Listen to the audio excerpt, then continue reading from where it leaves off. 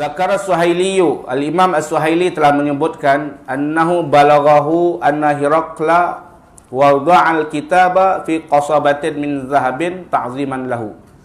Kata Imam Suhaili, dia ada mendengar satu keterangan bahawasanya Maharaja Hercules bila dapat surat daripada Nabi SAW itu, Nabi kirim kat dia surat 2 kali. Tapi ni yang mungkin yang dimaksud surat yang pertama. Dapat surat yang dibawa oleh Dihya Al-Kalabi. Yang mana bila Maharaja Rom dapat surat tu, dia panggil siapa? Abu Sufyan kan? Untuk tanya, kita boleh rujuk pada siri 1, siri 2. Kitab surat yang Nabi SAW kirim kat dia tu, yang Nabi SAW suruh dia beriman, aslim taslam. Masuk Islam, selamat. Dia simpan surat tersebut. Dia letak kat mana? Dalam satu qasabah. Qasabah ni tabung. Sebuah tabung yang diperbuat daripada emas. Maknanya bukan tabung murah-murah tu. Tabung mahal ni. Tabung yang dibuat memang khusus daripada emas. Dapat surat langsung. Panggil menteri suruh cetak langsung. Tabung khusus daripada emas. Dia letak surat Nabi tu dalam tu. Simpan elok-elok. Asal ta'ziman lahu. Kerana nak muliakan, nak agungkan surat Nabi SAW. Padahal dia bukan orang Islam. Dia orang kafir, orang Kristian. Mati tak bawa iman pun. Tapi bila dapat surat Nabi tu, kan dia tahu Nabi SAW ini Nabi yang betul, Nabi yang Rasulullah yang betul, surat Nabi disimpan elok-elok. Apa kata Imam Suhaili lagi? Wa annahum lam yazalu yatawarasunahu.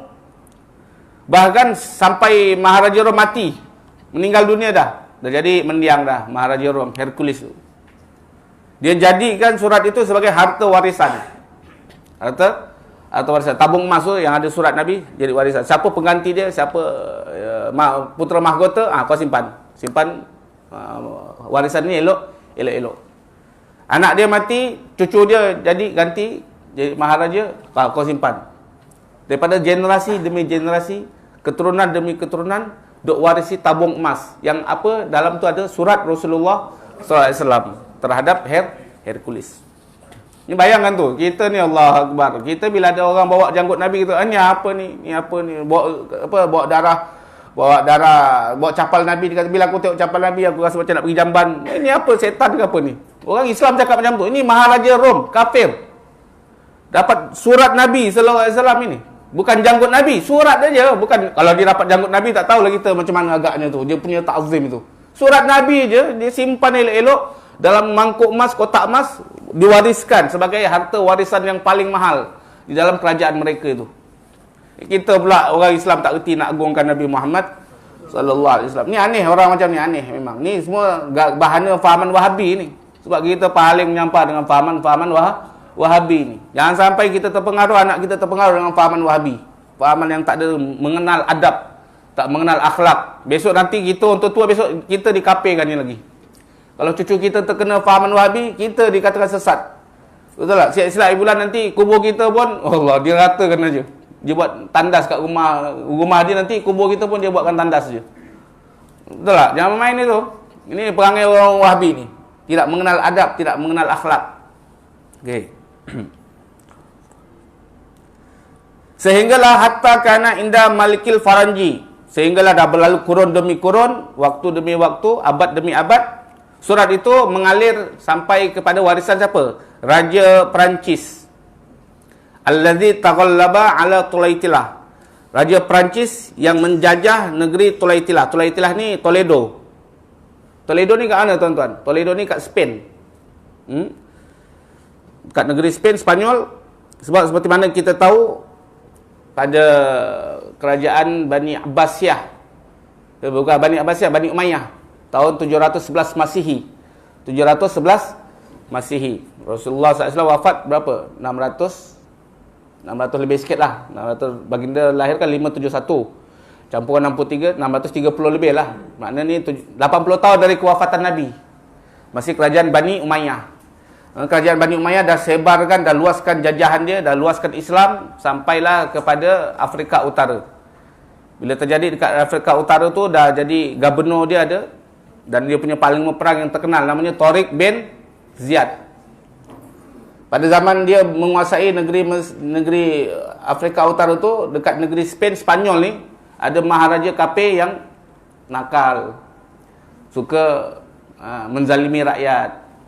Lepas tu dia punya negeri sebelah ada raja kafir juga. Minta maaf cakap, raja tu rogol anak raja sebelah tu. Jadi bila puteri raja yang anak ni kena rogol, mengamuk, nak perang, maka dia minta tolong kepada gubernur Islam yang ada dekat Afrika Utara. Tolong hantar pasukan kasih hancur negeri Toledo ini, Spain. Maka bergeraklah bala tentera Islam yang dipimpin oleh Tariq bin Ziyad menyeberang Selat Gibraltar, lebih kurang. Dia menyeberang itu. Dan kita tahu takdir Allah Subhanahu Wa Taala, walaupun tentera musuh tu 10 kali ganda lagi banyak daripada tentera orang Islam. Ini Rasulullah dah wafat 80 tahun dah. Mereka berjaya menakluki Spain dan menguasai negeri Toledo. Kalau bahasa Arab tak panggil Toledo, dia panggil Tulaitilah. Apa dia? Tulaitilah. Kita panggil Toledo. Toledo tu dekat Madrid, berdekatan tu. Budak-budak main bola ni suka, dah tahu kawasan tu. Madrid, berdekatan dengan Madrid, bersebelahan dengan Madrid. Maka mereka menguasai. Orang Islam dah menguasai negeri Spain semenjak abad 711 Masihi. Berlalu zaman demi zaman, waktu demi waktu. Itulah, bila terjadi pertelingkahan antara Bani Abbasiyah dengan Bani Umayyah. Kalau sekolah menengah dulu ada belajar sejarah dia ni. Betul. Pertelingkahan antara Abbasiyah dengan Umayyah, maka akhirnya apa dia? Kerajaan Islam akhirnya tidak menyebarkan sayap ke barat. Cukup asal yang ada aja. Maka mereka melebarkan sayap ke arah timur. Karena itu masuklah Islam di Afghanistan, di India, Pakistan, Bangladesh. Bangladesh hari ni orang Bangla tu 98% muslimin tu. Bukan orang kafir tu, muslimin semua itu. Sampailah masuk ke mana? Kemboja, ke Malaysia, Nusantara. Ni gara-gara apa ni? Gara-gara pertelingkahan itu. Bani Umayyah dengan Bani Abbasiyah. Ada hikmahnya. Tapi yang jadi malang pula, dia tidak melebar ke barat. Dia malah melebar ke timur. Karena Bani Abbasiyah berada di pusatnya di Iraq, di timur. Bani Umayyah dah mula berpindah ke Eropah.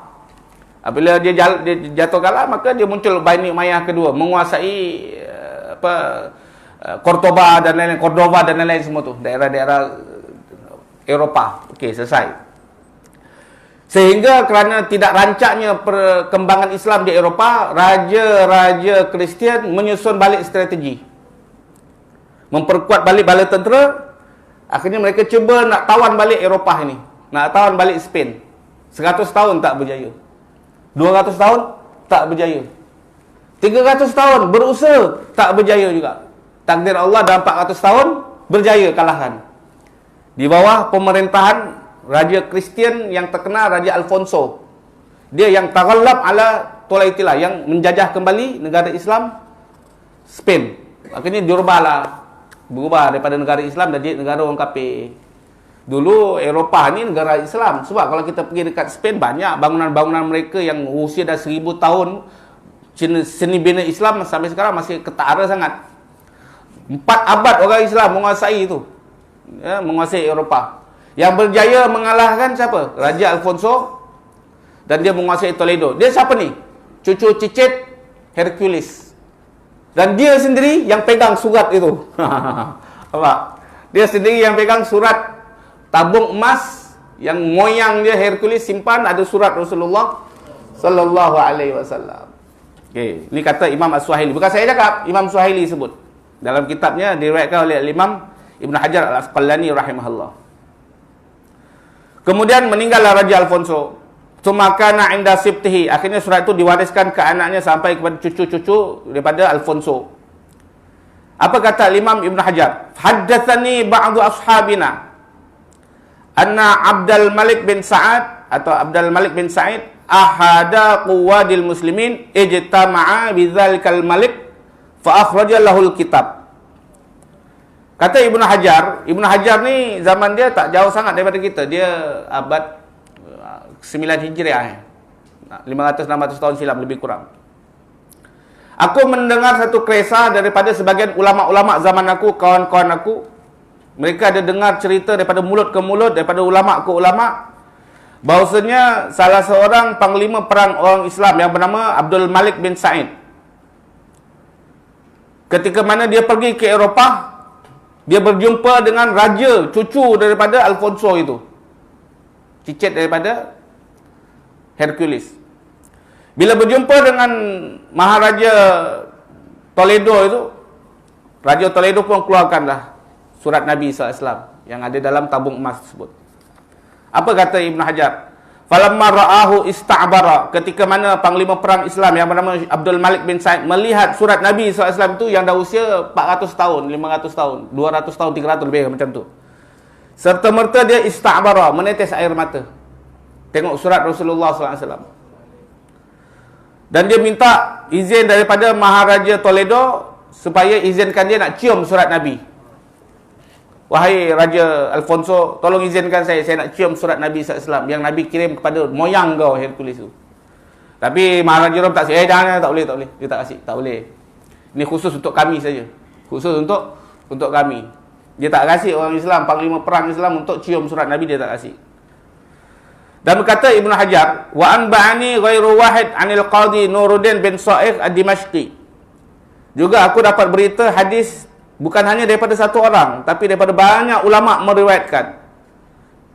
Yang mana Qadi Nuruddin bin Sa'ih ad-Dimashqi berkata, haddatsani Saifuddin Falih al-Mansuri, arsalani al-Malikul Mansur qalawun ila Malikil Gharbi bihadiyatin.